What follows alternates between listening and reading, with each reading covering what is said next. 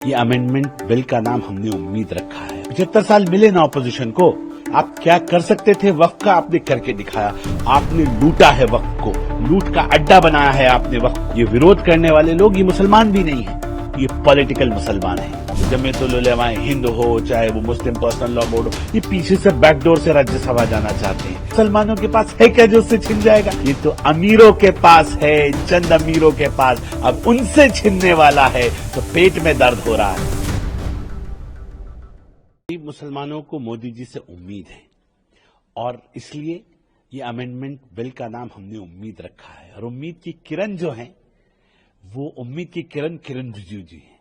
अब उम्मीद की किरण जगाने के लिए मोदी जी ने अपने सिपह सालार को आगे कर दिया और गरीब मुसलमानों की चिंता करना अब ये मोदी सरकार ने तय कर दिया है कि इन्हें मुख्यधारा में जोड़ा जाए। 75 साल वर्सेस मोदी कार्यकाल। 75 साल मिले ना ऑपोजिशन को, आप क्या कर सकते थे वक्त का आपने करके दिखाया। आपने लूटा है वक्त को, लूट का अड्डा बनाया है आपने वक्त को। गरीबों के हकों को लूटा है अमीरों ने, ये करके दिखाया। यतीमों का, मिस्कीनों का, गरीबों का हक मारा है आपने। अब मौका दूसरे के पास जा रहा है तो पेट में दर्द हो रहा है।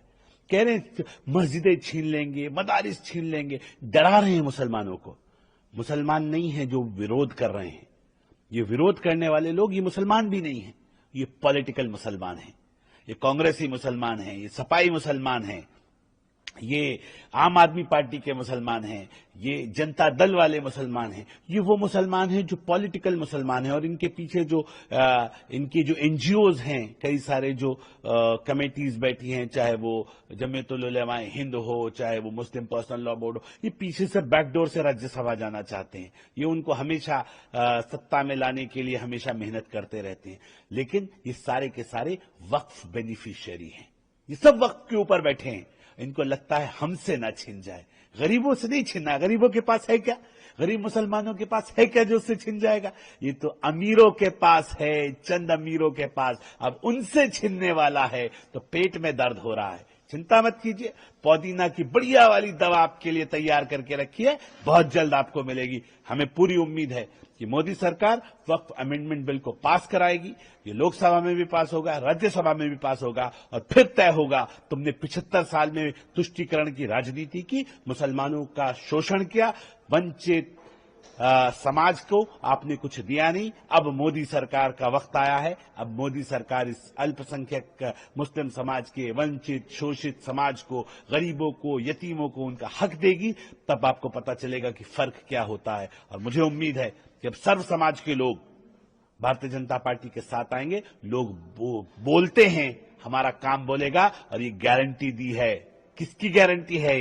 ये मोदी की गारंटी है। मोदी की गारंटी मतलब गारंटी पूरा होने की गारंटी। अब मुसलमानों के भी अच्छे दिन आएंगे। इस जो इनकी चंगुल में मुसलमान फंसा हुआ है ना, गरीब मुसलमान, जिसको पसमानदा मुसलमान, सारे अशराफ बैठे हैं, सारे हाई क्लास के लोग बैठे हैं वक्त की बड़ी बड़ी प्रॉपर्टीज के ऊपर कब्जा करके। अब ये सारे वक्त माफियाओं से जब जमीन छीनी जाएगी तो फिर समझ में आएगा कि कैसे वक्त की लूट हुई है। और मुझे उम्मीद है आने वाला वक्त इस आम मुसलमान का होगा, जो मेहनत कश मुसलमान है, जो भारतीय मुसलमान है।